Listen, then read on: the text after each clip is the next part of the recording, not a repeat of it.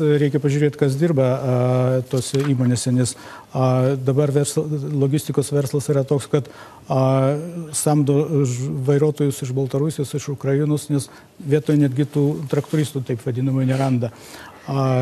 Toliau mes visi kalbam apie didįjį verslą, bet pamirštam apie smulkų. Ir mano manimų, ir mano užduotis, ir mano programoje yra, kad svarbiausia reikia irgi vystyti šeimos verslus, kad jeigu šeima turi kažkokį savo verslą, jina uždirba ir nereikia jai ne pašalpų, patikėkit, mūsų komandų yra vienas toks žmogus, kuris visą šeimą dirba savo verslą ir jie aprūpinti, jie neprašo iš valstybės nieko, absoliučiai nieko. Ir čia yra pagrindas. Savivaldybė neprivalo padėti kažką verslui. Savivaldybė turi, kaip aš sakau, kaip liberalas, tiesiog leisti laisvai veikti. Ir tada verslui irgi nereikia savivaldybės sklypų. Sklypą jie patys suras ir nusipirks. Svarbiausia, kad jiems būtų greitai padaryta greitas aptarnavimas įsikurti. Ir mes žadam, kad mūsų programa yra, kad mes tiesiog įsteigsim, verslininkų nereikės lankstytis ten savivaldybei, tiesiog viską, kas įmanoma, galės padaryti internetu ir įsikurti. Ačiū. Aleksandra Minaiva, prašau. Aš norėčiau grįžti turbūt prie to verslo, kas liečia žemės ūkį. Kolega minėjo, kad reikėtų vystyti žemės ūkį. Vilniaus rajono žemė neturi tą didelį našumo koeficientą, kad galima būtų ūkininkauti ir turėti iš to pelną. Bet mes galime suderinti du dalykus. Pirma, tai galėtumėm padaryti energetinės plantacijas ir auginti biokūrą. Šiuo metu Vilniaus rajone yra labai populiaru statyti dujinės katilinės ir šildyti rajonus dujom, kai galima būtų padaryti tą patį su biokatilinėm ir gamintis ir kūrentis su biokūru, kas būtų kur kas pigesnė šiluma ir plus papildomas darbo vietos žmonėm, jie galėtų ūkininkai auginti biokūrą vietoj tam pačiam rajone ir teikti jį į pačias katilinės ir taip mes bendradarbiautumėm ir išlaikytumėm lėšas savo rajone.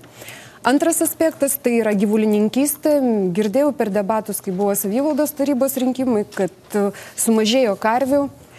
Aš norėčiau ūkininkauti, bet tikrai nesvarstyčiau galimybę laikyti karvės. Pieno supirkimo kaina yra žema, karvių išlaikymas pakankamai brangus ir sudėtingas, bet Vilniaus rajonas yra labai palankus auginti smulkius gyvulius, tai yra ožkas, avis.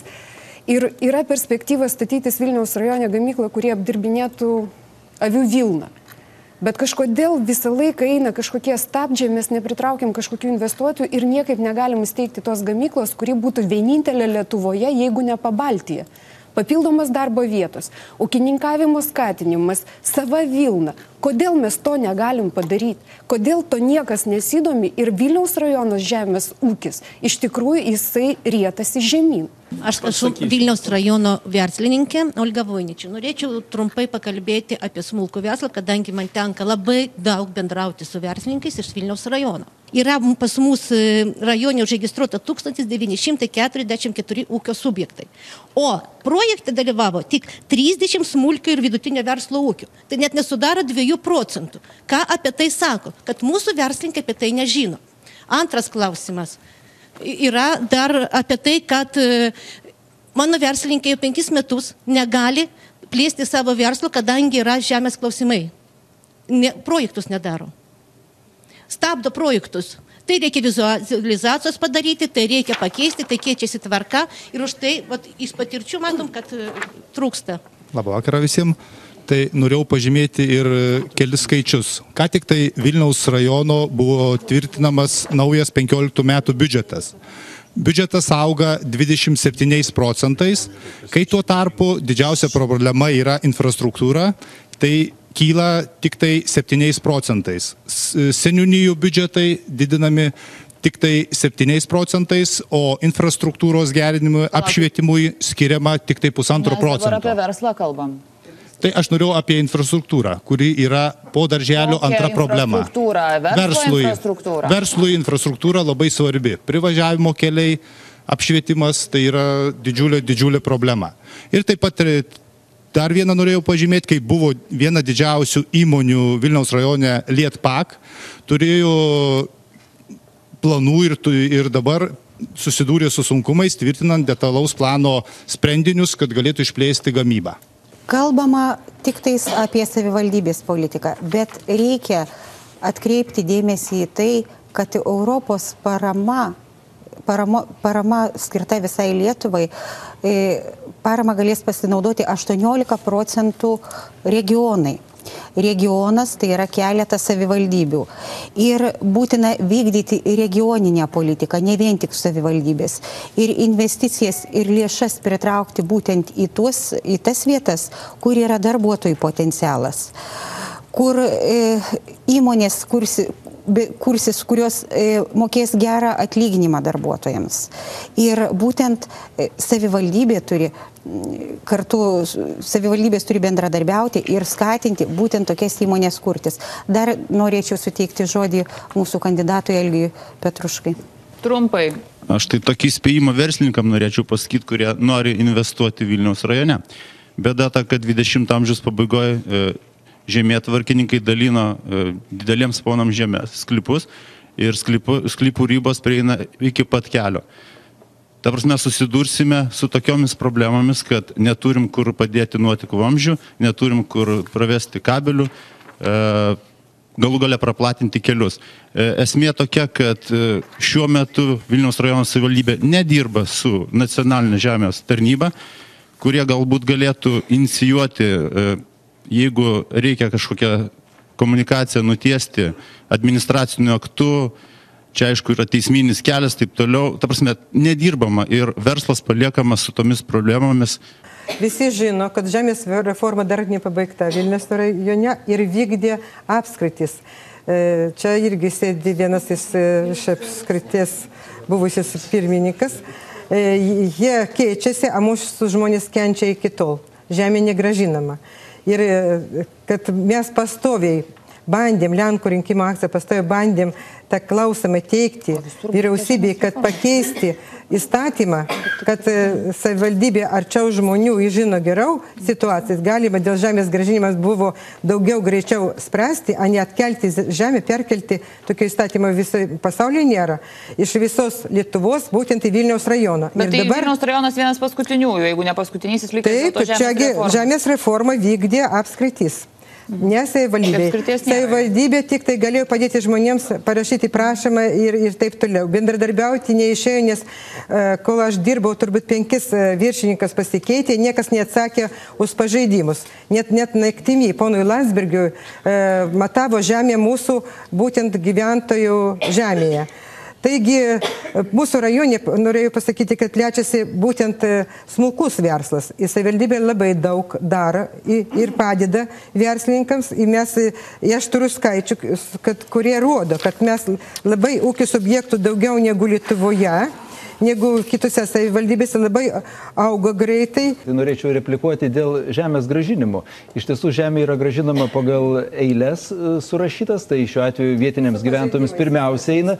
Tai įsivaizduokime dabar, ar jūs, merė, įsivaizduojate, jeigu žemė gražintų Lenkų rinkimų akciją, kaip tada ta eilė būtų? Dabar jau vietiniam priekyje. Tai tikriausiai 8 eilė neateitų iš viso. Svetimoj žemėje, taigi visur buvo. 8 iš viso neateitų. Kiek skundų savivaldybė gavo, kad Karosui gražintas žemės svetimoj žemėje. Tai jūs gavote parką įsteigti. Ir ačiū Dievui, parkas gražus, bet moteriškė verkia. Iki šiol jinai verkia, kad jūs atėmėt žemę iš moteriškės ir dabar mes pasidžiaugti galim parku. Aš nieko prieš, bet moteriškė buvo nuskrausta. Ir tokių dalykų labai daug. Taip, per 11-14 metus yra išdalinta pagal smulkaus vidutinio verslo fondo 156 tūkstančiai. Bet gerbėmėjai, jūsgi padarėte galimybių studiją ir galimybių studijoje pasakė, kad negerai jūs tos pinigus dalinat, kad pinigus reikia dalinti ne taip. Tai yra principė dabar kuo girtis tai nėra, nes tie pinigai ir tos įmonės atsidarė, jos ir užsidarė. Iš tikrųjų, renginių Vilniaus rajone nėra, kur smulkiam verslininkui parduoti tuos savo gaminius. Paimkim Rudaminos turgų. Anekdotas, kažkada tai buvęs istorinis turgus, kuris buvo žinomas visoje Lietuvoje. Vis paimkime visus kitus turgus. Nu, tiems smulkiem verslininkam iš tikrųjų nėra kur dingti. Tai pirmiausia, reikia tvarkyti ir turgus, ir sutvarkyti rėmimo programą, sutvarkyti konsultacijas verslininkam. Gerai, ir tokiu būdu judėti. Pakeisite, ponė Reks, poste, galėsite viską sutvarkyti. Tai tema, apie kurią irgi buvo užsiminta, tai yra infrastruktūra ir čia turiu omenyje kelius. Kokius kelius ir kada žadate atnaujinti, kokie jūsų planai rajono kelių infrastruktūrai? Pone Reks, nuo jūsų pradėsime. Prašau, minutė. Nes dėl kelių irgi labai daug yra problemų, nes kelių labai daug turime, keliais naudojasi ir miestas.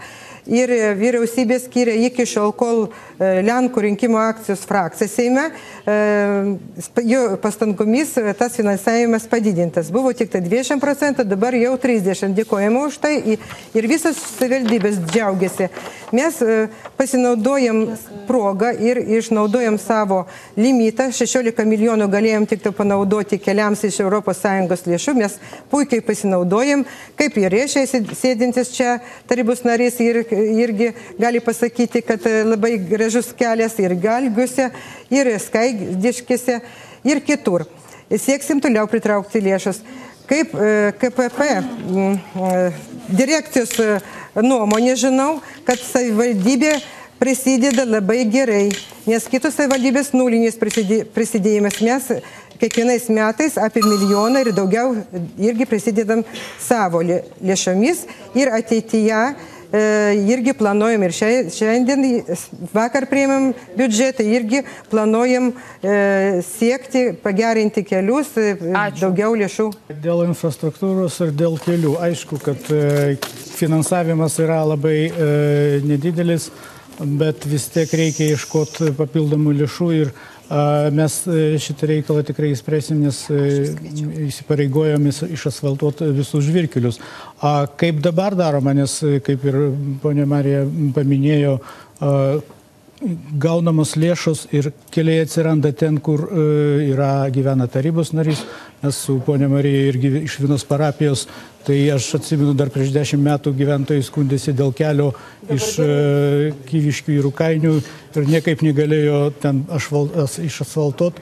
Kaip ponė Marija tapo merė, tai iš karto išasfaltavo. Aš ten nevežuoju. Tai nesvarbu, bet gyvenat. Tai vat, tiesiog reikia žiūrėti, kur pirmiausiai tos infrastruktūros reikia irgi atsižvelgti, kad būtų patogu verslui, o ne politikams privažiuoti prie savo sodybų arba seniūnams privažiuoti prie savo sodybų. Prasideda konkursai, kartais tie konkursai baigėsi metų gale ir jau laiko įsisavinti lėšas neužtenka. Tai vat šiuo atveju reikėtų žiūrėti kompleksiškiau, reikėtų anksčiau pradėti konkursus, sudaryti sutartis ilgalaikės, kad tas objektas būtų pabaigtas iki galo, o ne, ta prasme, kažkoks ruoželis padaromas ir po to, reiškia, vėl paliekama, kaip sakyti, gyventojams vargti ir važinėti per duobėtus kelius. O jūsų tas kelias? Tai mūsų kelias jau tapo istorinė, tai va sako tarybos narys, tai tikriausiai ne mane turi galvoje, bet mūsų kelias nuo 96 metų yra va taip va tvarkomas, 13 metais neįsisavino lėšų, permetė ten į Sudervę kažkur tai, dabar lyg ir sudarė sutartį, tai va šiuo atveju, bet čia, kaip sakyt, kitas klausimas, tikrai tai va. Jo. Kalbant apie infrastruktūrą, visų pirma, aš galvoju apie stambės gyvenvietės, kurios yra rajone Skaidiškės, Nemėžis, Pagiriai ir kitos gyvenvietės, kurių vystymas ir infrastruktūra labai atsilieka. Ir architektūrinių požiūrių yra labai daug problemų. Kas liečia kelius, reikia pripažinti, kad Vilniaus rajonas yra vienas iš didžiausių Lietuvoje ir tinklas kelių čia yra didelis. Jie labai pablogėja pavasario ir rudens metu. Tai reikia atkreipti dėmesį ir skirti žymiai didesnį lėšų kiekį. Tai jūs būsite meru, kiek atnaujinsite kelių, asfaltuosite ar sutvarkysite, ką darysite? Kadangi mūsų vyriausybė yra valdančioji, turime ir premjerą savo, ir keliams vadovauja susisiekimo ministras, aš visas pastangas dėčiau, kad žymiai išplės kelių asfaltavimą, pagerinti jų būklę. Tvarkyti kelius, asfaltuoti be abejo būtina. Kodėl tie mūsų keliai yra šiai dienai tokios būklės? Todėl, kad savivaldybės administracija ir tuo pačiu savivaldybės taryba valdoma Lenkų rinkiminės akcijos nemoka planuoti biudžeto. Ir dabar, jeigu šitam lankstinukė yra pateikiama padaryti darbai, tai jie pateikiami pagal su europiniais pinigais. Ir kokią dalį pinigų panaudoja rajono savivaldybės biudžeto, tai yra ir nežinoma. Bet įvaizdis gyventojų sudaromas labai geras, kad labai daug investuoja. Taip, reikia sutvarkyti biudžetą, reikia rasti pinigų keliam tvarkymui ir tuos kelius asfaltuoti. Dabar paprastas pavyzdys, iš kur paimti pinigų. 14 metais savivaldybės administracijos direktorė, jos nuožiūrai buvo skirta 1 milijonas litų. Kur tie pinigai išėjo? Gerbiama merė nesiteikė prieš biudžeto tvirtinimą šiemet pateikti veiklos ataskaitų. O tas milijonas, kaip suprast, koks milijonas? Galėjo šitą panaudoti administracijos direktoriaus nuožiūrą. Ir tik nesakykite, prašom, kad meluoju, nes tai parašytų jūsų aiškinamajame rašte. Aš noriu pasisakyti 20 sekundžių, nedaugiau. Atsakyti į klausimą, nes visi žiūrovai išgirdo, kada biudžetas formuojamas, visada būna viešieji pirkimai. Ir kartais tų pinigų, kurie gavo įsignavimą valytai seniūną, neužtenka. Tada oficialiai pagal direktoriaus įsakymą tie pinigai irgi skiriami seniūnijoms. Pagal įstatymą, kurį nustatė mūsų taryba, ir galima perkelti tos pinigus būtent keliams. Aleksandra Minajeva. Pirmoje eilėje tai norėčiau padėkoti mūsų dabartiniai meriai už kelių sutvarkymą, ypač mūsų gyvenvietei. Mes turėjom asfaltuotą kelią, duobėtą. Buvo padarytas remontas, vietoj to, kad užlopyti duobes, buvo nuimtas asfaltas, buvo užvežtas smėlis. Pažadėta, kad bus dar sudėta skalda, bet ta skalda kažkur, nežinau, kažkur dingo. Bet reikalas tame, kad aš dabar labiau bijau ne dėl tų kelių. Taip, aš važinėjau, aš laužu savo mašiną, taip, jis slidus, pas mus griovėse pastoviai mašinos, bet aš kiekvieną rytą važiuodama į darbą matau, kaip važiuoja mokyklinis autobusas, leidžiasi šituo keliu dobėtų, apledijusių, nepabarstytų ir jis eina skersą su mūsų kaimo vaikais. Aš bandau pastatyti paminklą tam vairuotojui, kuris rizikuoja važinėti tokiais keliais. Ką aš padaryčiau? Pirmoji, sutvarkyčiau būtent tokius kelius, kur važinėja mūsų vaikai, nes vaikų saugumas man yra svarbiausias. Visi kandidatai į merus sutinka, kad reikia kelius remontuoti, tvarkyti, prižiūrėti ir kaip ir nediskutuotinas klausimas. Esmė yra tame, kad savivaldybės biudžete nepakanka pinigų visiems reikiamiems keliams ir gatvėms įrengti arba suremontuoti. Dar kartą noriu atkreipti dėmesį į tai, kad ES 5 metams skyrė Lietuvai lėšas, iš kurių 18% skiriama regioniniai politikai. Ne savivaldybėms, bet regionams. Todėl visų pirma, tam, kad panaudoti tas lėšas, reikalinga parengti darbuotojus, kurie vykdys tą regioninės plėtros politiką, juos apmokyti, iškelti tikslus ir tą politiką įgyvendinti, nes viskas prasideda nuo žmogaus. Pats kelias jisai neįsirengs. Klausimas dėl rajono seniūnijų, kokie jūsų planai, yra buvę siūlymų, kad reiktų galbūt išplėsti seniūnų galės, sakykime, didinti finansavimą seniūnijoms, tai koks jūsų matymas? Vilija Filipovičienė, prašau. Aš jau kalbėjau per pereitą diskusiją apie seniūnų darbą Vilniaus rajone ir galiu pasikartoti, kad šiuo metu seniūnai yra kaip uolos nepajudinami. Turbūt nerastumėm seniūnijos, kurioje gyventojai būtų nepatenkinti seniūno darbu. Todėl aš noriu pasakyti, kad aš už tai, kad seniūno darbas galios būtų išplėstos, kad laiko ateinant būtų seniūnas ir renkamas. O dabartinis seniūnas, jeigu aš tapsiu merė, aš tikrai pažadu, kad peržvelgsiu visą jų kompetenciją, ar jie tinkamai dirba savo seniūnijos žmonėms.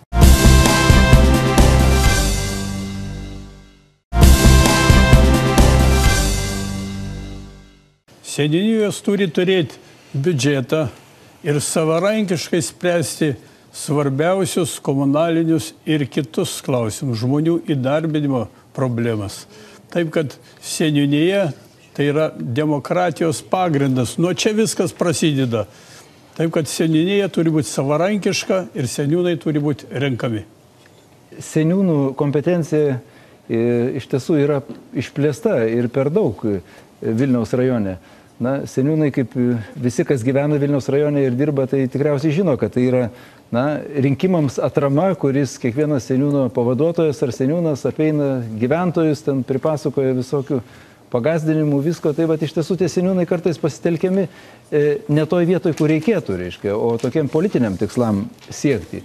O šiaip tai seniūnijam be abejo, tai turėtų būti ir didesni skiriami asignavimai. Ir žiūrėkite, dabar biudžetas priimtas, mes čia opozicija susilaikėm, tačiau tik tai 1,5% yra skiriama gatvių taisymui ir apšvietimui. Tai yra neadekvačiai mažos lėšos. O seniūnas be abejo, seniūnas turėtų būti renkamas tiesiogiai gyventojų. Ačiū. Stanislav Tarasevič. Jeigu pasakysiu, kaip ir visi kandidatai, kad seniūnas turi būti renkamas, tai aišku, pasakysiu tuščius žodžius, nes čia yra įstatymo kompetencija ir čia ponia Vilija kaip Seimo narė turi būti, kaip sakoma, bedna, bet teisinga, jau seniai galėjo inicijuoti tą pataisą savivaldybių įstatymę. Tačiau žiūrėkim, ką dabar galim padaryti. Ponios Marijos programoje yra parašyta savivaldybė arčiau žmonių kaip šūkis ir nesuprantu, kodėl per 10 metų negalėjo tos savivaldybės priartinti. Tiesiog įsteigti prie seniūnijų visuomeninės tarybas, nes visuomenės bendrijos labai silpnos pas mus, traktuojami kaip kažkokie intruzai.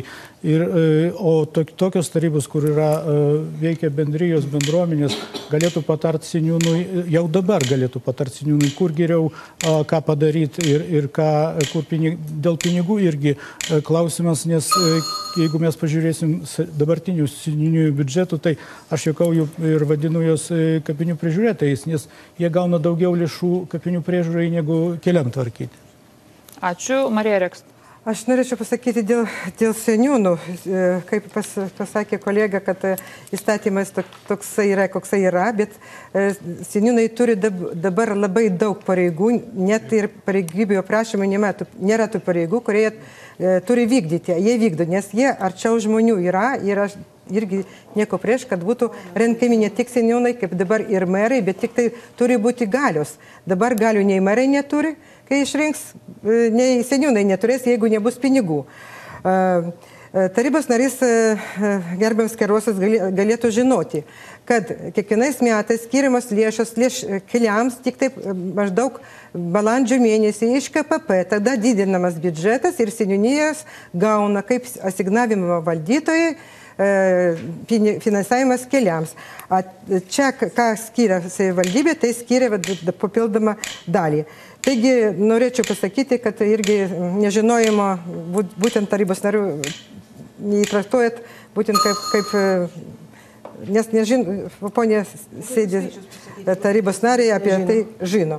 Tik tai pridursiu, kad biudžetą tvirtina taryba, seniūnams ir seniūnai teikia pareiškos ir gauna finansavimą tiek, kiek gauna. Didesnė dalis lėšų skiriama pačių darbuotojų išlaikymų, socialiniam funkcijom vykdyti, o tarkim, ūkio reikmėms jų skiriama labai mažai. Todėl seniūnijos turėtų būti asignavimų valdytojos iš tikrųjų didesnių lėšų. Tos lėšos yra labai mažos. Sprendimai dėl lėšų panaudojimo turėtų būti priimami su bendruomenės pritarimu. Ir be abejo remiu renkamų seniūnų idėją. Norėčiau pridurti tik tai, kad seniūnus turėtų rinkti jo pati bendruomenė.